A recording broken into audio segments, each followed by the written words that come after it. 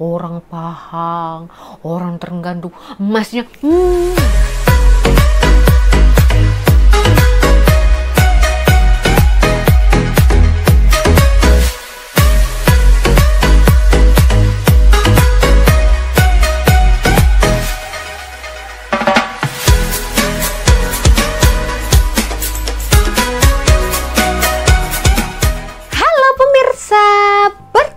Bersama saya Borunaga.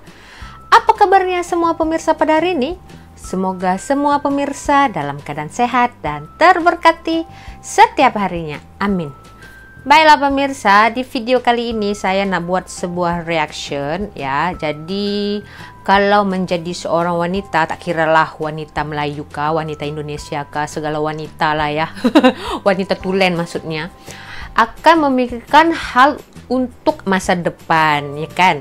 Jadi macam saya dulu semasa bekerja dekat Malaysia ni, mesti akan berfikir untuk menyimpan duit pemirsa, ya kan?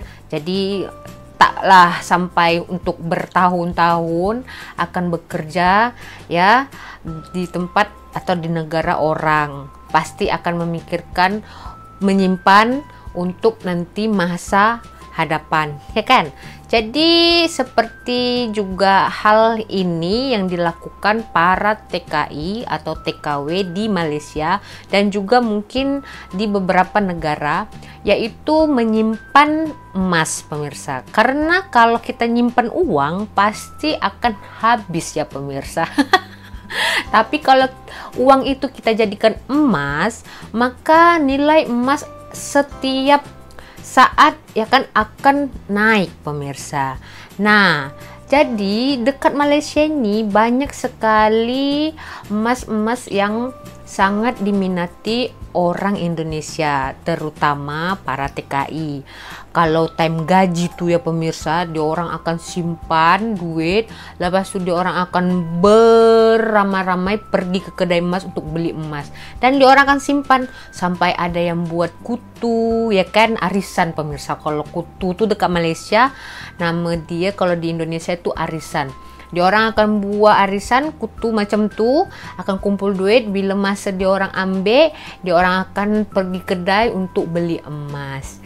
Jadi emas dekat Malaysia ni sangat nilainya tinggi jika dibawa ke Indonesia pemirsa.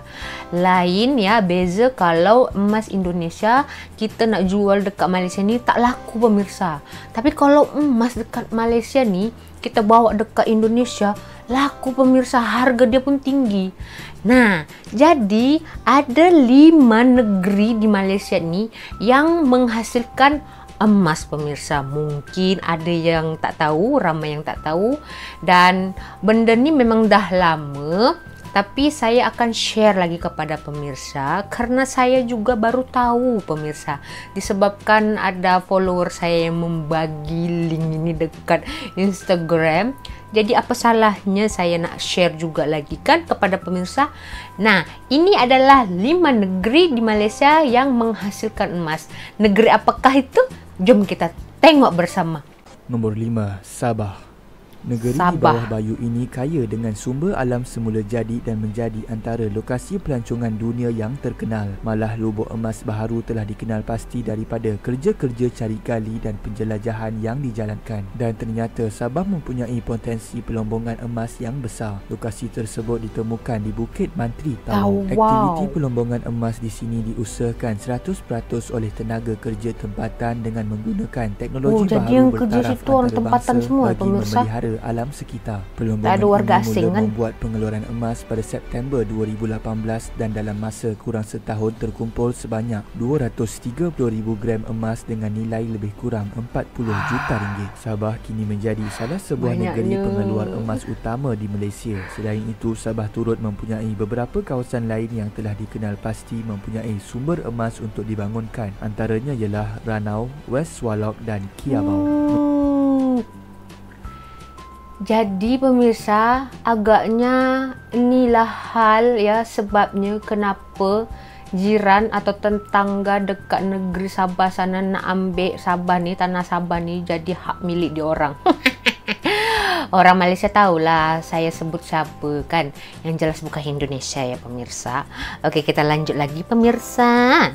Nombor 4. Lubuk Mandi Terengganu. Kawasan Lubuk Mandi bukanlah kawasan yang baru diteroka. Beberapa penemuan artifak seperti loket, streka dan keris yang berusia lebih dari 1 abad memberi petunjuk bahawa kawasan berkenaan sudah mempunyai sejarahnya tersendiri dan bukanlah satu kawasan hutan yang tidak berpenghuni suatu ketika dahulu. Kawasan ini mula terkenal sebagai kawasan pelombongan emas sekitar tahun 80-an dan kemasyhurannya sebagai lubuk emas menyebabkan manusia berpusu-pusu untuk mencuba nasib melombong galian berharga itu. Sehinggalah berlaku beberapa tragedi yang membawa maut berpuluh nyawa dengan kejadian terakhir berlaku apabila 5 sahabat dihempap batu tebing yang terhakis dengan seorang daripadanya maut. Sehinggakan terdapat buku yang diterbit mengisahkan tragedi yang berlaku di sini. Di kawasan Kampung Jenang Marang, Terengganu terdapat banyak emas sehinggakan boleh mendulang emas di laman rumah saja dan ada penduduk yang boleh menemui jenis emas 10. Aktiviti mendulang emas di kampung ini sudah lama dilakukan penduduk iaitu selepas kawasan Lubuk Mandi ditutup sekitar akhir 90-an dan kemudian telah dibuka semula pada tahun 2002 dan kebanyakan penduduk tidak menghebohkan aktiviti ini kerana tidak mahu tragedi Lubuk Mandi berulang di sini. Best kan pemirsa? Dekat Terengganu, ya kan? Katanya tadi pemirsa, dekat depan rumah pun boleh cari emas pemirsa. Bermakna dekat sana banyak sangat ya penghasil emas ya pemirsa. Baru saya tahu pemirsa. Okey, kita lanjut lagi pemirsa. Bumi Serambi Mekah ini kaya dengan hasil minyak, biji besi dan paling dikenali dengan emas. Menurut artikel Jabatan Mineral dan Geosains, pengeluaran emas di Kelantan adalah sebanyak 1.13 juta gram pada tahun 2018 dan pada tahun 1990 terdapat penemuan sebuah terowong pelombongan emas sepanjang 30 meter yang dibina pada tahun 1931 oleh pelombong emas dari Perancis di Kampung Kalai, Jeli, Kelantan. Terowong ini menjadi saksi bahawa terdapat aktiviti melobong emas yang beroperasi kira-kira 15 tahun dan menjadi bukti bahawa negeri Kelantan mempunyai mineral emas yang banyak sejak dahulu lagi. Kebanyakan penduduk yang tinggal berdekatan dengan lokasi emas telah biasa melakukan aktiviti turun-menurun iaitu mendulang emas secara tradisional. Macam tu mendulang emas ya pemirsa. Emas kerana sekiranya tidak cukup ilmu di dada pasti tidak berhasil dan pulang dengan tangan kosong. Dan terdapat banyak dakwaan bahawa setiap kawasan yang ada emas pasti akan ada penunggu seperti jin atau ular. Terdapat banyak pantang larang semasa mencari emas. Antaranya tidak boleh terlalu banyak bercakap atau berbuat bising dan tidak boleh bercakap besar. Pada April tahun 2019, ramai 77 penuntut Universiti Malaysia Kelantan dari Fakulti Teknologi Kreatif dan Warisan menyertai aktiviti yang diadakan selama 3 hari di Kampung Kalai, Batu Melintang, Jeli. Mereka berjaya mendulang 43.75 gram emas dan batu permata yang dianggarkan bernilai sehingga RM22,000. Nombor 2. Kuala Lipis, Pahang. Pahang sememangnya kaya dengan hasil bumi terutamanya emas sejak berabad lagi. Hal ini terbukti dengan adanya terowong emas lama Bukit Siam di Lipis. Mengikut sejarah Siam, Raja Surya Varman II membawa 700 ekor gajah untuk membeli emas dengan pemimpin Melayu di Raub Pahang bagi membina Angkor Wat. Pada tahun 2018 direkodkan Pahang mempunyai 10 lombong emas yang beroperasi. Hal ini menjadikan Pahang sebagai pemegang tahta bagi pengeluar utama emas negara dengan pengeluaran sebanyak 1.5 juta gram. Pahang mengeluarkan hampir 95% pengeluaran emas di Malaysia. Antara lombong yang terbesar dan dilaporkan masih mempunyai simpanan emas yang 2 gramnya dah macam berat sangat pemirsa. Kuala Lipis. Maka tidak heranlah pihak British menjadikan Kuala Lipis sebagai ibu negeri Pahang suatu ketika dahulu kerana ingin merebut emas yang terkumpul di sini. Jadi pemirsa, macam tadi tu pelajar-pelajar tu diorang kan jumpa, diorang temukan emas-emas tu kan. Emas yang ramai, emas yang banyak macam tu pemirsa, itu hasilnya nanti dijual ke ataupun disimpan dekat sekolah pemirsa, ya kan? Ataupun para pelajar tu bawa balik ke rumah. Kaya lah pelajar-pelajar dekat Kelantan sana ya pemirsa. Kalau macam tu naklah juga saya tinggal dekat Kelantan sana pemirsa. Boleh saya mendulang emas. Jom kita tengok nomor 1 negeri mana.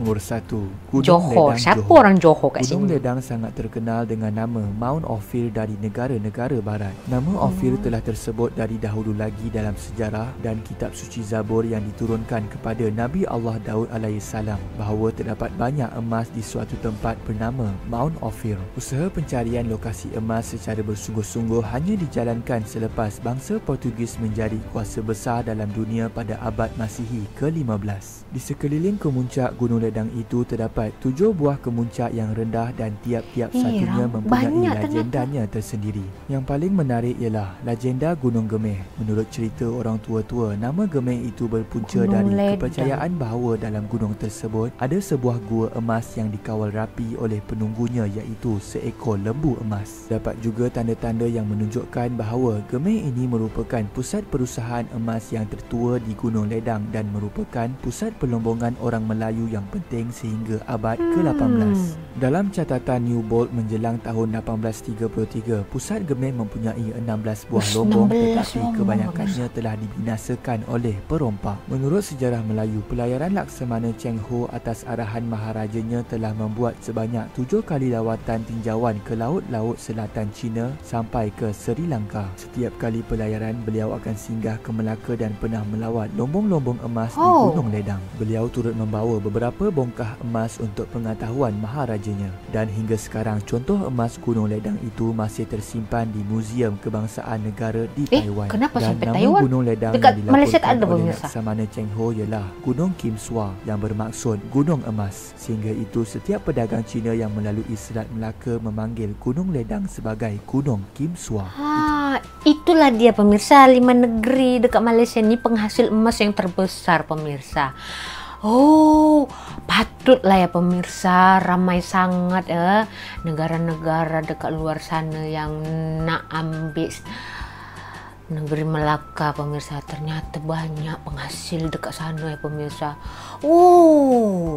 Jadi jangan pandang negara Malaysia ni kecil, tak ada hasilnya pemirsa.